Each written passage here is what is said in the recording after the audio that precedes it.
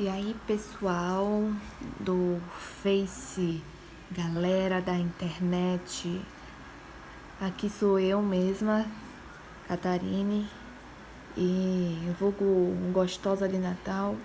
Eu vim aqui dar uma aula de morfologia verbal básico do básico aqui. Vamos trabalhar com a anatomia do verbo. Vamos lá. Todo verbo ele vai ser composto pelo radical, que é o radical. É aquilo que vai estar sempre no verbo, não importa quanto você conjugue ele. Então, tipo, se eu comer, vamos lá, o verbo comer. Como, tu comes, ele come, entendeu? Mantenho com, entendeu? Vai ter sempre aquilo que vai se permanecer, não importa o quanto você mude ele. Aí vamos lá. Tem a vogal temática, que é a vogal temática. Vogal temática aí não dá na escola. A vogal temática, ela vai ser um morfema. Esqueci de explicar o que é morfema. Revela. Morfema, ele vai ser a menor parte de uma palavra, que vai compor uma palavra, assim, que vai ter um certo... vai exigir um certo significado na palavra, vai influenciar ela de algum jeito, sabe? Então, por exemplo, vou dar um exemplo fácil. A palavra menina, o A em menina vai ser o que vai dizer que essa palavra é feminina. Logo, esse A é um morfema de gênero. Deu para entender? O morfema é uma parte pequenininha da palavra que vai exercer alguma função, assim, nessa palavra. Aí, vamos lá. A vogal temática, ela é uma vogal que vai unir o radical aos outros morfemas.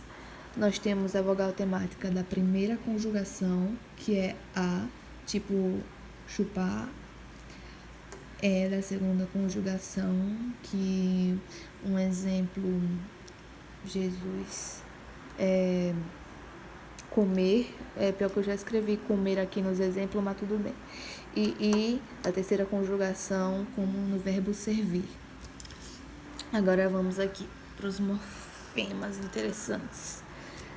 Temos aqui o morfema modo temporal. Eu coloquei cumulativos aqui em cima, porque esses dois morfemas, eles possuem dois traços. Deu para perceber, né? Dois traços. O modo temporal, ele vai expressar tanto o modo quanto o tempo do verbo. Tá, mas o que é modo? O modo é como o falante se posiciona em relação ao que é falado. Então, por exemplo, temos claro que é o indicativo e o subjuntivo.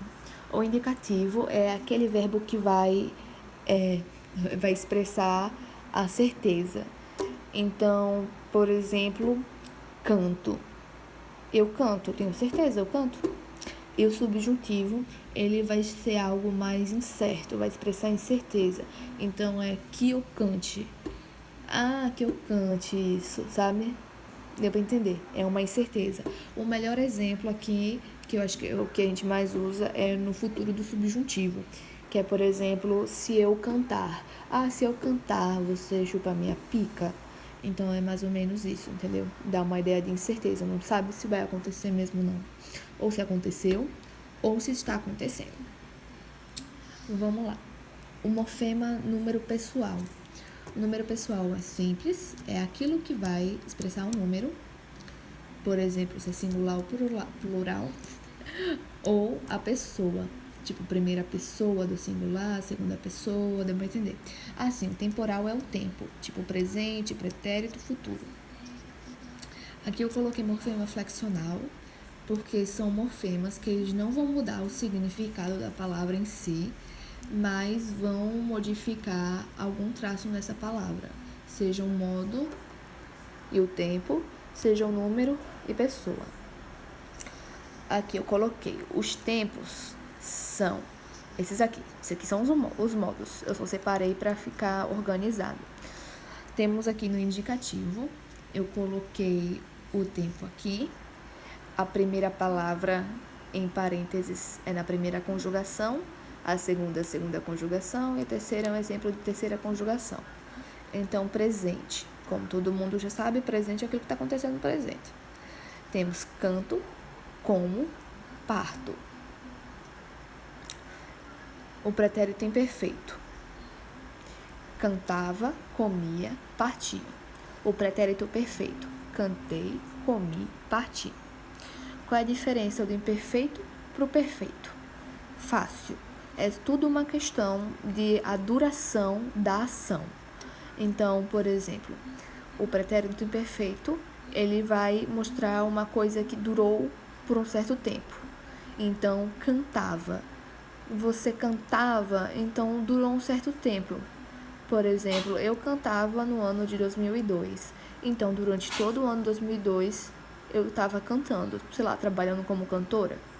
Já o pretérito perfeito, cantei, é algo que aconteceu nesse exato momento. Gente, desculpa se estiver saindo algum barulho aqui, porque minha gata está espirrando. O pretérito perfeito é algo que aconteceu nesse momento e acabou rapidamente. Cantei, ponto final. Vamos lá. O pretérito mais que perfeito, que é, assim, o passado do passado, que é cantara, comera, partira. Temos também aqui o futuro do presente, cantarei, comerei, partirei. E o futuro do pretérito, cantaria, comeria e partiria. Tá, qual é a diferença entre o futuro do presente e o futuro do pretérito? A gente teve uma discussão na sala de aula, mas a gente, assim, meio que dá para ter duas explicações. Primeiro que o futuro do presente é o futuro que a gente está acostumado, normal. Ah, cantarei. Pronto, legal. Futuro do pretérito. O futuro do pretérito, ele vai trabalhar com a ideia de possibilidade. Então, eu cantaria, eu comeria, eu partiria. Então, a gente coloca um si no final. Eu cantaria se você chupasse o meu pau. Entendeu? Deu pra entender. Outra explicação, que o futuro do pretérito é literalmente o futuro do passado. Ou seja, você volta pro passado, pensa no futuro, vai mais pro futuro e fala do passado sobre o futuro como se você estivesse no passado. Eu acho que a melhor explicação é a primeira, né? Fica mais fácil de entender. E aqui temos o subjuntivo, que está no mundo das incertezas. Vamos lá, temos o presente, por exemplo, cante, coma, parta. Então, por exemplo, que eu cante, que eu coma, que eu parta. Pretérito imperfeito, que é que eu cantasse. Então, por exemplo, mesmo que eu cantasse, você não chuparia meu pau. Entendeu? Deu para entender, assim, que é o passado de uma coisa incerta. E o futuro, que é se eu cantar, se eu comer, se eu partir. Aqui nesses dois eu coloco o que e no futuro eu coloco o se antes, normalmente, né? Então, por exemplo, se eu cantar, você vai chupar meu pau, entendeu? Desculpa pelos exemplos ruins, porque é 9 da noite, eu estou cansada, mas estou estudando para uma prova. Boa noite, bom dia ou boa tarde, pessoal do Face.